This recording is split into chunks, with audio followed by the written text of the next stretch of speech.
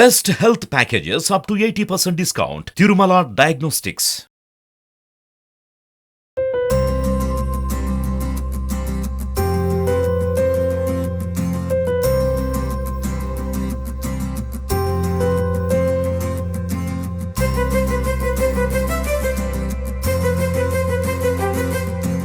నమస్తే రమ్మగారు. నమస్తే జయ. భోగి పండుగ శుభాకాంక్షలు అండి. నీకు కూడా జయ. సుమన్ టీవీ ప్రేక్షకులందరికీ భోగి పండుగ శుభాకాంక్షలు. ప్రతి సంవత్సరం జరుపుకుంటాం భోగి పండుగ. దీని విశిష్టత కూడా మనం ప్రతి సంవత్సరం మాట్లాడుకుంటూనే ఉంటాం. కానీ పండుగ ఎప్పుడు కొత్తగానే ఉంటుంది, అంతే అనిపిస్తుంది కదండి. అదొకలాంటి ఉత్సాహం ముందుగానే ఒక 1 వీక్ బిఫోరే స్టార్ట్ అయిపోతుంది కదా రమ్మగారు. పండుగ పండుగ పండుగ ఇదే నాంతూ ఉంటుంది మన మాటల్లో కూడా. అంటే మిగిలిన పండుగలన్నీ ఓ వారం ముందు, దీనికి సంక్రాంతి మాత్రం నెల ముందు. అంతేనా? నెల పట్టినప్పటి నుంచి అప్పటి నుంచి మొదలు కదా. అప్పటి నుంచి పండగ సంబరాలే కదా మనం చేసే. అవును అవును. మన గొబ్బిళ్ళు పెట్టేటాలు, ముగ్గులు వేయటాలు, హరిదాసులు వాళ్ళు ఎవరన్నా కనపడ్డాలు, కొంచెం గంగిరెద్దులు కనిపించాలి. పల్లెటూళ్ళలో కాస్త కనపడతారు, ఎక్కువగా కనిపిస్తారు. మనకి ఇక్కడ తక్కువ. ఎక్కడైనా పోయేది గంగిరెద్దు సంవత్సరం అంతా కనపడుతుంది ఇప్పుడు. అవును అవును. కానీ ఈ గొబ్బిళ్ళు పెట్టే ప్రక్రియ, తర్వాత ఏమో దేవాలయాల్లో తిరుపావై సేవాకాలం జరగటం, ధనుర్మాస సేవాకాలం విశేషంగా ఉంటాయి కదా. అవును అవును. మంచి అంటే పండగ వాతావరణం ఒక నెల ముందే మొదలైపోతుంది. అవును అవును. మరి ఈ పండుగ భోగి యొక్క విశిష్టత అండి చెప్తాం. ఉత్తరాయణం వస్తుంది, దక్షిణాయనం వెళ్ళిపోయి రేపు సూర్యుడు మకరంలోకి ప్రవేశిస్తాడు. మకర రాశిలోకి ప్రవేశించగానే మకర సంక్రాంతి జరగటం. సంక్రాంతి రోజు నుంచి మనకి ఉత్తరాయణ పుణ్యకాలం ప్రారంభం. అవును. దేవతల తాలూకు మెలకువ కాలం.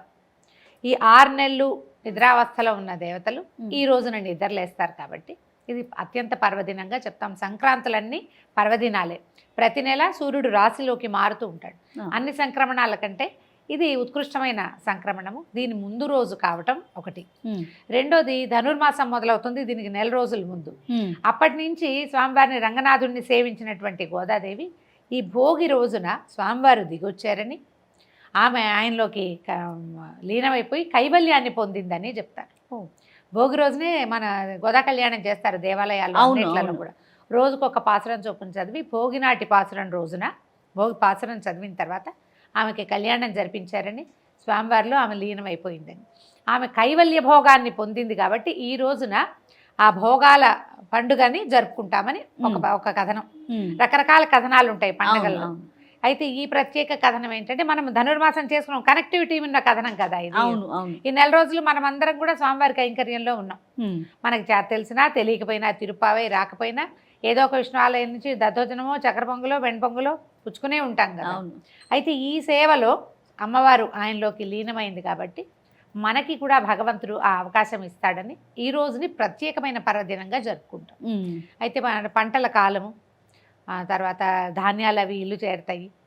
ఈ ఇంతకుముందు ఉన్న కాలం అంతా కూడా మనకేమో చలికాలము, వర్షాకాలము, వానల వల్ల ఇబ్బందులు పడ్డవాళ్ళు, చలికాలంలో అనారోగ్యపు అవస్థల్లో ఉన్నవాళ్ళు, వీళ్ళందరికీ కూడా పైగా ఈ దేవతలు నిద్రాకాలం అవ్వటం వల్ల ఉపాసనలు సరిగ్గా కుదరక మనకి సంవత్సరంలో ఈ మొదటి కాలం కంటే రెండో కాలం అంటే దక్షిణాయనంలో మనం కొంచెం అవస్థలు పడే అవకాశం ఉంటుంది.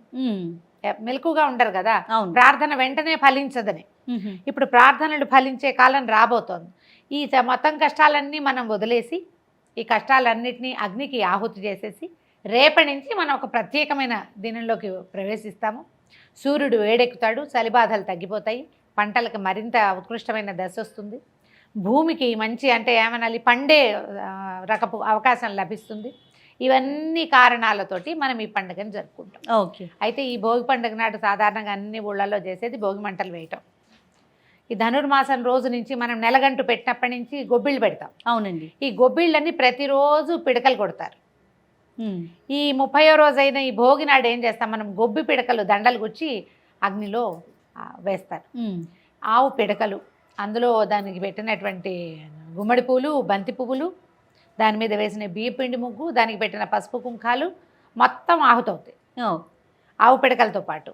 అంతే కదా జరిగేది. మామూలుగా ఇవి తీయం కదా, గొబ్బిళ్ళలో నుంచి పువ్వులు తీయరు, పువ్వులతో సహా పిడక చేసేస్తారు.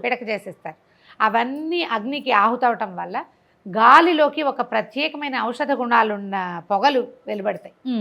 మనం అగ్నిని ఆరాధిస్తూ వాయువుని సేవిస్తున్నాం అన్నమాట. ఎంత విశేషమైనవి కదా కదండి. భారతీయ సాంప్రదాయాలన్నీ కూడా ఏదో ఒక ప్రత్యేకత కలిగి ఉన్నవే. ముఖ్యంగా ఇలాంటివి ఏంటంటే ఇప్పటిదాకా చలికాలం శ్వాసకోశ వ్యాధులతో బాధపడతాం, అవును. వాయువుని ప్యూరిఫై చేయటం ఇది ఒక ప్రక్రియగా చేస్తాం మనం. వీటిలో మన ఆరోగ్యానికి సంబంధించే ఉంటాయి కదా రమ్మగారు, ఇమిడి ఉంటాయి. 80% ఆరోగ్య రహస్యాలు, అవును. ఒక 20% సోషల్ కాజ్. ఈ భోగి మంటల దగ్గర పెద్ద చిన్న తేడా లేదు, అందరం చలిగాచుకుంటాం. కులమత విచక్షణ ఉండదు, అవును. పల్లెటూళ్ళల్లో కనపడదు. ఇప్పుడు మనం ఏం చేస్తున్నామంటే ఈ సిటీలలో వేయాలంటే రావి మేడి చెక్క అలాంటి రకాలు దొరకవు మనకి. ప్లైవుడ్ కూడా అంటిస్తారు, అవునండి. టైర్లు అంటించేది కూడా కనిపిస్తుంది, అటపెట్టెలు అంటించడము. ఆ పనులు చేయకుండా పల్లెటూళ్ళలో అయితే ఖచ్చితంగా ఒక వేప చెక్క, కొంచెం మామిడి చెక్కలు అలాంటివి వేస్తారు. పాత వస్తువులు కాల్చటము అది మన వైపు పద్ధతి అయితే కాదు. అవును రమ్మగారు, ఇది కూడా ఈ మధ్య కాలంలో మనం బాగా వింటూ పాత ఉన్నాము. బట్టలు కాల్చడము చేయకూడదు, అదంతా పొగలు, అవి పీలిస్తే కార్బన్ చచ్చిపోతాం. బట్టలు నాకు తెలియదు కానీ మనం ఏదైతే ఉపయోగించామో పాత వస్తువుల్ని వాటిని దహనం చేయటం అనేది వింటున్నాం. చెక్కలు మాత్రమే. ఆ చెక్క కూడా ప్లైవుడ్ కాదు. ఓకే. సహజమైన చెట్ల వస్తువులు ఏమైనా ఉంటాయమ్మా, మన దగ్గర టేక్ చెక్కలు ఉన్నాయి, వాడట్లేదు, కాల్చేస్తామా? కాల్చం కదా, ఖరీదు కదా. అలా చేయకూడదు, మన పద్ధతి అయితే ఖచ్చితంగా కాదు. పాత బుట్టలు, పాత వస్తువులు కాల్చటానికి కాదు. ఇది మనం పవిత్రమైన అగ్నిని రగిల్చే, మనం గాలిని ప్యూరిఫై చేయాలంటే నువ్వు చెత్త గిత్త పడేస్తే ఎట్లా? అదే వాతావరణాన్ని మనం ప్యూరిఫై చేయాలి. ప్యూరిఫై చేయాలంటే ఏంటి, దానికి పైగా ఎలాగోలాగా వెయ్యరు భోగి మంటలు. శుభ్రంగా ఊడ్చి పూర్తిగా నీళ్లు కళ్ళాపి చల్లి, మీరేమంటారు కళ్ళాపేనా అంటారు? అంతేనమ్మా. సానుపు అంటారు కొన్ని ప్రాంతాల్లో, సానుపు దాని పేరు. కలయంపి అంటారు కొన్ని చోట్ల. మనం కళ్ళాపి అంటాం, అది కూడా పేడ కళ్ళాపి చల్లుతారు. అవును. ఈ కళ్ళాపి చల్లి చక్కగా ముగ్గేసి ప్రత్యేకంగా ముందు మంచి చెక్కలు పెట్టి వాటిని వెలిగిస్తారు. అవసరమైతే అగ్ని మళ్ళీ ఇంకా బాగా పైకి రావడానికి ఎండుగడ్డ వేస్తారు తప్ప. అవును. ఎండుగడ్డ వేస్తారు, తాటికమ్మలు అవి కూడా వేసుకోవచ్చు. కానీ ముఖ్యంగా వేయవలసినవి రావి, మర్రి, జువ్వి, మేడి, మామిడి అలాంటివి వేస్తే వాటి పొగ, అవి కాలిన పొగ వాతావరణానికి చాలా మంచిది. పాత వస్తువులు మాత్రం తగలబెట్టకండి, అట్టపెట్టెలు తగలబెట్టద్దు, ఆ పని చేయకూడదు. ప్లైవుడ్ అసలు పనికిరాదు. ఆ పొగ పీల్చడం వల్ల మీకు కొత్త జబ్బులు వస్తాయి. ఇప్పుడు మనం ఎందుకు చేస్తాం ఈ పని? శ్వాసకోశ వ్యాధుల నుంచి మనకేదో కొంచెం తెరిపిన పడ్డానికి, కొత్త ప్రాబ్లమ్స్ తెచ్చుకోకూడదు కదా. అంతేగా దాని దగ్గర కూర్చుంటాం, ఆ పొగంతా ముందు మనం పీలుస్తాం. వాటిలో ఏ రకమైన కెమికల్స్తో తయారు చేశారో మనకు తెలియదు, అవన్నీ కొత్త సమస్యలు వస్తాయి. అట్లా చేయరు, ఊళ్ళలో చేసే పద్ధతే కదా మనం చెప్పి. పొద్దున్నే తలంటి పోసుకోవటం, అభ్యంగనం ఒకటి ముఖ్యమైనది. ఓకే. చలి కాగటం, అదే భోగిమంట వేయటం. కొంతమంది స్నానాలు చేశాకే భోగిమంట వేస్తారు కొన్ని ప్రాంతాల్లో, మాకు తెలీదు. మేము భోగిమంట దగ్గర కూర్చుని తెల్లవారుజామున 1 గంట అరగంట అక్కడ ఉండి తర్వాత ఇళ్ళకి వచ్చి తెల్లవారు ఇంకా సూర్యుడు రాకముందే తల స్నానాలు చేసే పద్ధతి మాది. కొన్ని ప్రాంతాల్లో నర్సీపట్నం ఆ వైపు తలంటి 3 గంటలకే తల స్నానాలు చేసేస్తారు, మొత్తం ఇంటికి భోగి మంటలు అప్పుడు భోగిమంట వేస్తారు. ఓకే. వాళ్ళ పద్ధతి అది. ఏ ప్రాంతంలో ఎలా ఉంటే మన ఇళ్లలో ఎలా చేస్తారో, మన ఊళ్ళల్లో ఎట్లా ఫాలో అవుతారో అట్లా చిన్నదైన ఒక భోగిమంట వేసుకోవటం. ఈ భోగిమంట తర్వాత తల స్నానాలు చేయటం, అభ్యంగనం చాలా ముఖ్యం. మామూలుగా మనం సంక్రమణాలకి అభ్యంగనం చేయకూడదు, తల స్నానమే, ఊరికే నీళ్ళు పోసుకోవచ్చు కానీ నూనె రాసుకుని తల రుద్దుకుని చేయకూడదు.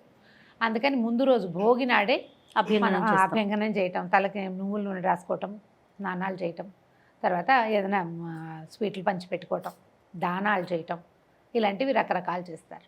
సాయంకాలం మనం ఈ బొమ్మలు పెట్టుకునే అలవాటు ఉన్న వాళ్ళైతే బొమ్మల కొలువు పెట్టడం, చిన్నపిల్లలకి భోగి పళ్ళు పోయటం. అవునండి. ఈ బేడలు పోయటం అంటారు.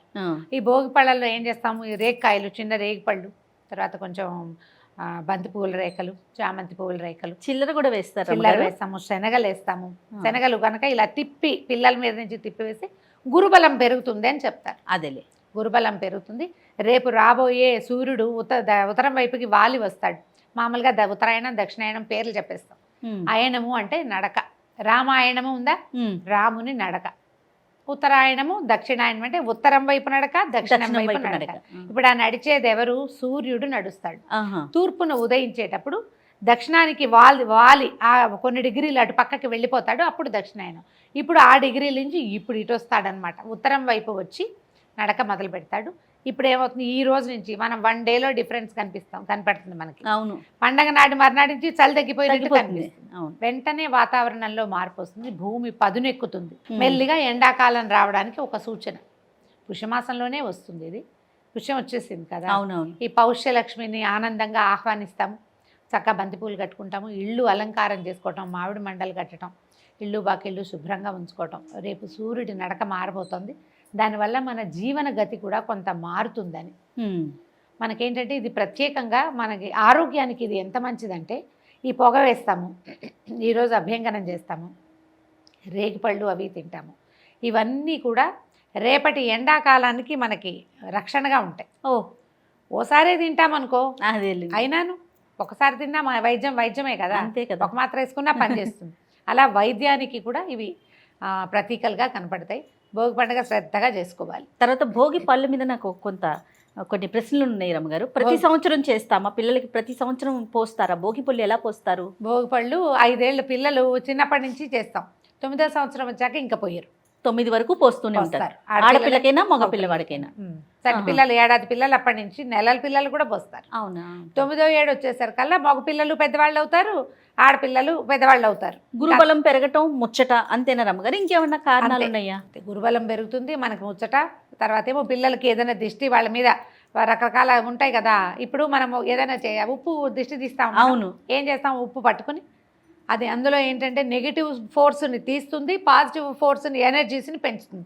దాన్ని ఇట్లా తిప్పుతాం. అవును, తిప్పేసరికల్లా మనకి శరీరానికి ఒక ఆరా ఉంటుంది. ప్రతి వాళ్ళకి నీకుంది నాకు లేదు అని ఉండదు. జీవించి ఉన్న ప్రతి ప్రాణికి ఆరా ఉంటుంది. దానికి ఒక ప్రత్యేకమైన ఏమంటారంటే కాంతి వలయం, జీవతరంగాలు కదులుతూ ఉంటాయి అందులో. ఇవి తీయటానికి కొన్ని ఫోటోగ్రాఫ్స్, కొన్ని కెమెరాస్ కూడా ఉన్నాయి. ఫోటో తీస్తే మన తాలూకు ఆరా ఎంత ఉంది అని తెలుస్తుంది. కొంతమంది మనుషులు చూడు సామాన్యంగా ఉంటారు, కానీ భలే అట్రాక్ట్ చేస్తారు, మాట్లాడినా మాట్లాడకపోయినా. కొంతమంది మాట్లాడి అట్రాక్ట్ చేస్తారు, వాళ్ళని చూడంగానే అట్రాక్ట్ అవుతాం మనం. అవును. కొంతమంది పెద్దవాళ్ళలో కనిపిస్తుంది, పరమశాంతంగా ఉంటారు. ఆ శాంతత తాలూకు వాళ్ళలో ఉన్న ఆ శాంతి ప్రశాంతత తాలూకు తరంగాలు బయటకు వస్తాయి వాళ్ళలో నుంచి. అది ఒక కాంతి వలయంగా మన చుట్టూతా ఉంటుంది, ప్రతి వాడికి ఉంటుంది. రంగులు తేడా ఉంటాయి. కోపిష్టి వాళ్ళు, తీవ్ర ప్రకృతి వాళ్ళకి రెడ్గా, ప్రశాంతమైన వాళ్ళకి బ్లూగా. దానివల్ల అట్రాక్షన్. కొంతమంది భీషణంగా ఉన్న వాళ్ళని చూస్తేనే భయం వేస్తుంది, మనకు మాట్లాడబుద్ధి కాదు. అవునవును, మనకు అట్లా అనిపిస్తుంటుంది. ఒకళ్ళని చూస్తే భలే నిష్టంగా ఉంటుంది, ఒకళ్ళని చూస్తే ఏమిటో విసుగ్గా ఉంటుంది ముందే మనకి. అవునండి, అవును. దానికి కారణం ఈ ఆరానే. మనం ఏం చేస్తాము, ఇట్లా ఉప్పు తీసినప్పుడు ఆ ఆరాలో ఉన్న నెగిటివ్ ఎనర్జీని మనం తీసేస్తాం బయటికి. తీసేసరికి ఆరా పుల్ అవుతుంది. మనం ఎంత ఉన్నా మన చుట్టూతా ఒక 2 లేయర్స్ ఉన్నాయనుకో, ఆ లేయర్స్ పెరుగుతాయి అన్నమాట. ఓకే. అందుకనే మన వాళ్ళు ఈ దిష్టి తీసే తతంగాన్ని చేస్తారు, ఎన్ని రకాల్లో తీస్తారు కదా. ఇప్పుడు మనం ఈలాగా శనగలతోటి, తర్వాత ఏమో ఈ రేగిపళ్ళతోటి తీసినప్పుడు పిల్లల తాలూకు ఆరా పుల్ అవుతుంది. వాళ్ళ మీద ఏదైనా చెడు ఎనర్జీస్, ఫోర్సెస్ వాళ్ళ మీద పడుతుంటే అవి తీసేస్తాం. ఇది ఒక పర్వదినము. పైగా అందరూ వచ్చి నలుగురు అందరూ తీస్తారు. ఎవరి చేత్తో తీస్తే ఏం తేడా ఉంటుందో తెలియదు. ప్రత్యేకించి పూజలు కానీ లేకపోతే వంటకాలు కానీ ఏమైనా చేసుకుంటామా రమ్మగారు? పండగ కోసం అరిసెలు చేసుకుంటాము. భోగినాడు ప్రత్యేక వంటలు కనపడవు జయ. మామూలుగా అన్ని రకాల వంటలు చేసుకుంటాము. అరిసెలు చేసుకునేందుకు ముందు రోజు బొమ్మలు పెడతారు, బొమ్మల పేరెంటం చేస్తాము, పిల్లలకి బొమ్మలకి హారతిస్తాం, గౌరీ ఆరాధన చేస్తాము. 5 ఏళ్ళు వచ్చిన పిల్లలతోటి గౌరీదేవిని ప్రతిష్టాపన చేయించి, పెద్ద ప్రతిష్ఠ అంటే ఏమిటో విశేషంగా చేయక్కర్లా, ఆ గౌరీని ఇట్లా పొడుగ్గా చేస్తాము, లేదా ఇలా గుండ్రంగా చేస్తాం మన ఇళ్లలో పద్ధతి ప్రకారం. గౌరీదేవిని పెట్టి గౌరికి దండం పెట్టించటము, హారతి ఇప్పించటము, ఆరాధనా క్రమం నేర్పించటమే ఇది. అంతే. బొమ్మలు పెట్టి బొమ్మలకి ఎవ్రీ ఇయర్ ఇప్పుడు ఆట వస్తువులుగా అనిపించే బొమ్మల్ని ఆరాధించటం. ప్రపంచంలో ఏది వదిలేయాల్సిన వస్తువు కాదు, ప్రతిదీ ఉపయోగకరమే. ప్రతిదాన్ని దాన్ని గౌరవించాలి మనం, అది నేర్పించటము. ఈ చుట్టాల పక్కల పేరెంట్ పిలుస్తాము, వచ్చిన వాళ్ళందరికీ వినయంగా కాళ్ళకి పసుపు రాయటం, బొట్టు పెట్టడం, తాంబూలం ఇవ్వటం, ఇవన్నీ ఏంటంటే ఇచ్చిపుచ్చుకునే ధోరణి నేర్పించడం. సోషలైజ్డ్ అవ్వటం, పిల్లలు నలుగురితోటి కలవటం. ఎవరింటికైనా వెళ్ళి పేరెంట్ అని పిలుచుకురావాలా, పిలవాలి. వచ్చిన వాళ్ళని కూర్చోబెట్టాలా, కాళ్ళకి పసుపు రాయాలి, బొట్టు పెట్టాలి, వరుసగా చేయవలసిన. ఇప్పుడు పిల్లలకు ఒక క్రమశిక్షణ వచ్చింది చూడు. వీటన్నిటి కోసమే ఇలాంటి పద్ధతుల్ని ప్రవేశపెట్టారు. సంతోషం రమ్మ గారు, మరొక్కసారి భోగి పండుగ శుభాకాంక్షలు. నమస్తే. నమస్తే.